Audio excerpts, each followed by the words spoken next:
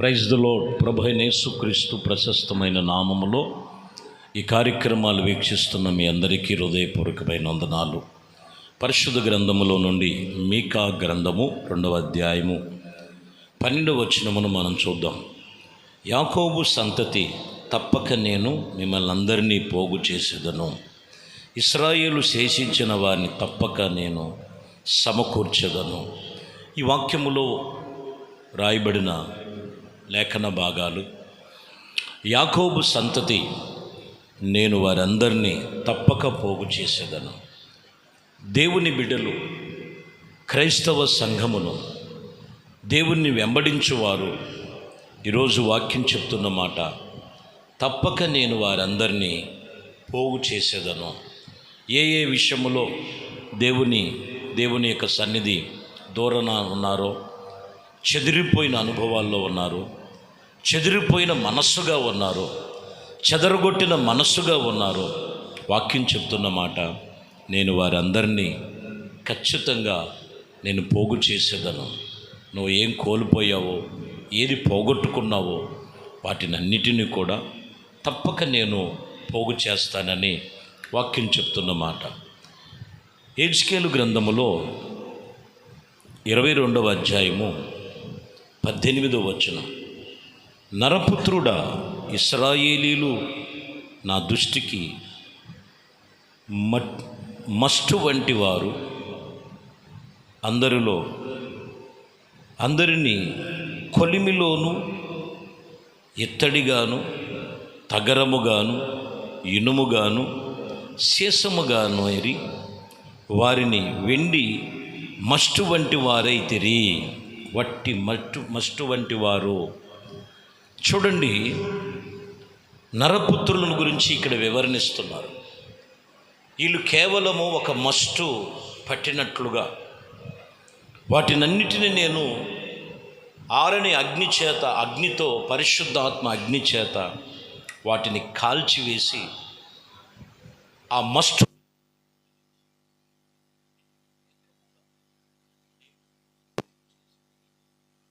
దేవుని వాక్యం ఇక్కడ చెబుతున్న మాట. చూడండి, మనిషి యొక్క జీవితము ఎలా ఉన్నదంటే, నా దృష్టికి మస్టు వంటి వారు, ఇత్తడి వంటివి, ఇనుము వంటివి, శేషము వంటివి, వెండి వంటిది, రకరకాల స్వభావాలతో పోల్చి కొన్నిటికి మస్టు పట్టినప్పుడు చూడండి, వాటి రూపము ఆకారం అంతా కూడా మారిపోద్ది. దేవుడి దృష్టిలో కూడా కొంతమంది దేవుని సన్నిధికి వచ్చి కొన్నిసార్లు మస్టు పట్టినటువంటి అనుభవం. అందుకని ఆ మస్టు పట్టాలంటే ఖచ్చితంగా అది కొలిమిలో వేయవలసిందే. చూడండి, ఒక దీపము వెలిగిస్తున్నప్పుడు ఒత్తు చూడండి, దాని చుట్టూ మస్టు పట్టినప్పుడు అది సరిగా కాంతి అవ్వదు. ఆ ఒత్తును కాస్త కట్ చేసి అది సరిచేస్తే ఆ మస్తంతా పోయి చక్కగా కాంతివంతంగా ఉన్నట్లుగా మనకు కనపడుద్ది. ఈరోజు మన జీవితంలో కూడా ఏ విషయములో నరపుత్రుల మస్టు పట్టినటువంటి జీవితాలు ఉండకూడదు. దేవుడి సన్నిధిలో మనం పోగు చేసిన ఆత్మ సంబంధమైన ఆయనతో సహవాసము గలవారై ఉండాలి. ఎందుకంటే విలాపి వాక్యములో 3వ అధ్యాయములో 4వ వచనములో ఒక మాట ఉంటుంది.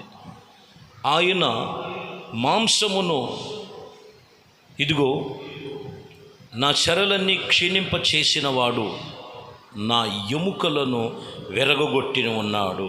ఇక్కడ మీరు గమనించాలి, సమస్తము దేవుని వశములో ఉన్నది. వాస్తవానికి విలాపి వాక్యములో ప్రారంభములో వీరు ఘనతకెక్కవలసిన వారు, వీరి ఆకారము ఇమము కంటే తెల్లనవైనవి, పగటము కంటే ఎర్రనవైనవి, నీలము కంటే ఎంతో చక్కగా ఉండేటువంటి రూపాన్ని ప్రభు చూసినప్పుడు, కానీ 3-4 వచనాల్లోకి వచ్చేలకే వీళ్ళ ఆకారము బొగ్గు కంటే హీనమైపోయింది. కారణం ఏంటంటే దేవుని దృష్టిలో వీరు ఎంతో పాపం చేసి ఉన్నారని వాక్యం చెప్తున్నమాట. అందుకని ఎముకలు విరగొట్టబడినట్లు వారి మాంసము క్షీణించిపోయినట్లుగా రాయబడి ఉన్నది. కారణం ఏంటంటే దేవునికి దూరం అయిపోవటం, దేవుడి వాక్యానికి దూరాన ఉండటం, దేవుడు చెప్పిన మాటలు భయభక్తులు లేకపోవటం, ఒకప్పుడు వాళ్ళ హృదయంలో నాట్యముగా ఉండేటువంటిది నాట్యమంతా కూడా దుఃఖముగా మారిపోయింది. వాళ్ళ తలల మీద కిరీటాలు పడిపోయినాయి, వాళ్ళ ఎముకలు క్షీణించిపోయినాయి.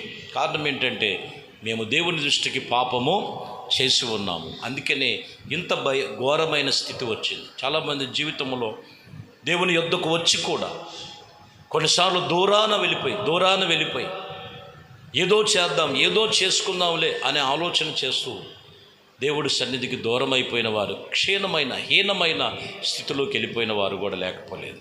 అందుకనే నేను తిరిగి మరలా తప్పక నేను మిమ్మల్ని పోగు చేసేదను. ఆయన మాట విని ఆయన వైపు మరలండి. ఎందుకంటే యెషయా గ్రంథములో 1వ అధ్యాయం 25వ వచనములో మనం చదువుతాం, నా హస్తము నీ మీద పెట్టి ఇదిగో ఉంచితిని, నీ మనుషుల యొక్క నిర్మాణములను చేసిన నీలో కల్పించిన ఇదిగో తగరముతోను చేసి తినని చెప్పాను. చూసారండి, దేవుడు హస్తము వారి మీద ఉన్నప్పుడు, దేవుడు హస్తము వారి మీద ఉంచినప్పుడు వారిని నిర్మించిన నిర్మాణకుడు వారికి ఉన్న ప్రతి ఒక్కటి కూడా సమస్యలు ఏదైనా నిరోళము చేసి నిర్మలమైన మనస్సుతో, నిబ్బరమైన బుద్ధితో, నిలకడమైన జీవితము జీవించే అనుభవాలు ప్రభువు దగ్గర ఉన్నవి. యెషయా గ్రంథములు 33వ అధ్యాయం 16వ వచనములో మనం చదివితే, పర్వతములను ఇదిగో శిలలో అతనికి కొట్టుకొనెను, తప్పక అతనిని ఆహారము దొరుకును, అతనికి నీళ్లును అతనికి శాశ్వతముగా ఇస్తాను.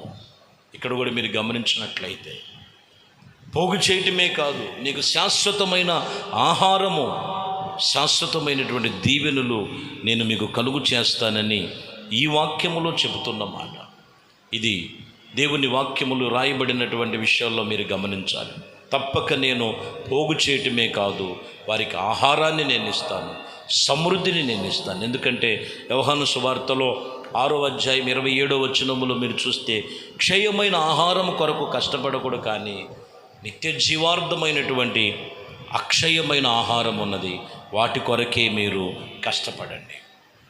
ఈరోజు మనుషులు క్షయమైన ఆహారం కొరకు కష్టపడుతున్నారు. దానికోసం ఎన్నో తప్పిదములు, ఎన్నో పాపములు, ఎన్నో బలహీనతలు, ఎన్నో లోపములు, ఎన్నో శాపములు, ఎన్నో అబద్ధాలు, ఎన్నో మోసాలు, ఎన్నో అక్రమాలు చేస్తున్నారు. కానీ అది ప్రయాస వ్యర్థమే. కానీ ఇక్కడ అంటున్న మాట, నిత్య జీవార్థమైన ఆహారము, అక్షయమైన ఆహారం కొరకు ప్రయాసపడింది. దేవుడు వాక్యం చెప్తున్న మాట. అబద్ధములు ఆడకూడదు, మోసం చేయకూడదు, అక్రమములు చేయకూడదు. వాక్యం చెప్తున్నది వాక్యానుసారంగా జీవించటమే, అదే అక్షయమైన ఆహారము. దానికోసం ప్రయాసపడినట్లయితే శాశ్వతమైన జీవితము నీకు దేవుడు ఆయన సన్నిధిలో జీవిత విధానాన్ని పెట్టాడు. అంత కరెక్ట్గా ఉండేది ఎవరండి అని అనుకోవద్దు. కరెక్ట్గా ఉంటేనే, దేవుడితో తీర్మానం చేసుకుంటేనే ఆయన నీతో సహవాసం చేయటానికి ఇష్టపడతారండి. వాక్యం చెప్తున్న మాట. ఎందుకంటే వాక్యములో రాయబడిన మాటల్లో కీర్తన గ్రంథం 78వ కీర్తన 24వ వచనంలో, ఆహారమునకు ఆయన వారి మీద మన్నాను కురిపించను, ఆకాశ ధాన్యము వారికి అనుగ్రహించను. చూడండి, పితరులు ఆహారము కొరకు 40 సంవత్సరాలు ఆకాశము తెరవబడి వారికి ఆహారాన్ని దేవుడు సమకూర్చి పెట్టాడు. ఆయన ఎన్నడూ విడిచిపెట్టలా. పోగు చేసి ఐగుప్తి నుండి పాలు తేళ్లు ప్రవహించే దేశమునకు వారిని నడిపిస్తున్నటువంటి సమయంలో ఎక్కడ తప్పిపోకుండా దేవుడు వారికి సమృద్ధి కలిగిన ఆహారం, ఈ ఆహారమే ఏమని మనం సూచించాలంటే వాక్యం చెప్తున్నటువంటి మాట. ప్రియమైన దేవుని బిడ్డలారా, ఇది దేవుని వాక్యముగా మనం తీసుకోవాలి. యోహాను సువార్తలో, ఎబ్రీలుకు రాసిన పత్రికలో మనం చూస్తే 6వ అధ్యాయం 5వ వచనంలో, దేవుడు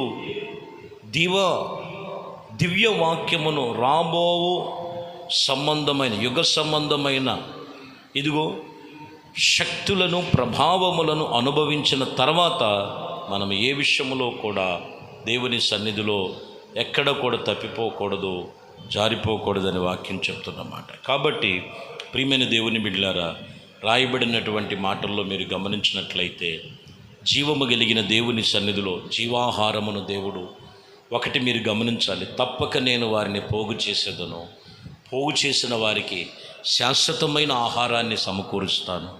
శాశ్వతమైన ఆహారాన్ని సమకూర్చటమే కాదు, దేవుని యొక్క వాక్యము కొరకు ప్రయాసపడండి, నేను నిత్య జీవమును కలుగు చేసే అక్షయమైన ఆహారాన్ని మీ కొరకు ఏర్పాటు చేసి ఉన్నాను. కాబట్టి ఈ వాక్యమును బట్టి తప్పక నేను పోగు చేసేదను. వాక్యము వినక, వాక్యానుసారంగా నడవక, వాక్యము సరిగా అర్థం చేసుకోక ఎక్కడైనా తప్పిపోయిన పరిస్థితులు ఉన్నాయేమో తప్పక నేను మిమ్మల్ని అందరినీ ఇదిగో పోగు చేస్తానని ప్రభు చెప్తున్నాడు.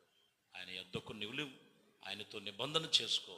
ఆయన కృప మనందరికీ తోడయుండి నడిపించి భద్రపరచునుగా. ప్రార్థన. పరిశుద్ధుడా, ప్రేమ కలిగిన తండ్రి, దయగలిగిన మా ప్రభువా, మీ ఘనమైన శ్రేష్టమైన నామానికి స్తోత్రాలు స్తుతులు చెల్లిస్తున్నాము తండ్రి. మీ కృప దయా సంకల్పమును బట్టి ఉదయకాలము చెదిరిపోయిన వారందరినీ, చెదిరిపోయిన దేవుని పిల్లల్ని, మారు మనసు పొంది చెదిరిపోయిన వారు, బాప్తిసము పొంది చెదిరిపోయిన వారు, దేవుని నమ్మి చెదిరిపోయిన వారందరినీ మీ సన్నిధిలో పోగు చేసి తిరిగి మరలా మీ యందు భయభక్తులు కలిగి జీవించే జీవితం మా కొరకు సిద్ధపరచబడిన ఆహారం, ఇది అక్షయమైన ఆహారం అని మీ సన్నిధిలో నిలిచి అది శాశ్వతమైన జీవము కలుగు ఉంటుందని ప్రతి ఒక్కరి జీవితాలను కట్టి ఫలించే యేసుక్రీస్తు నామములో ప్రార్థించి వేడుకొనుచున్నాము తండ్రి. ఆమేన్. ప్రభు మిమ్మల్ని దీవించి ఆశీర్వదించునుగా.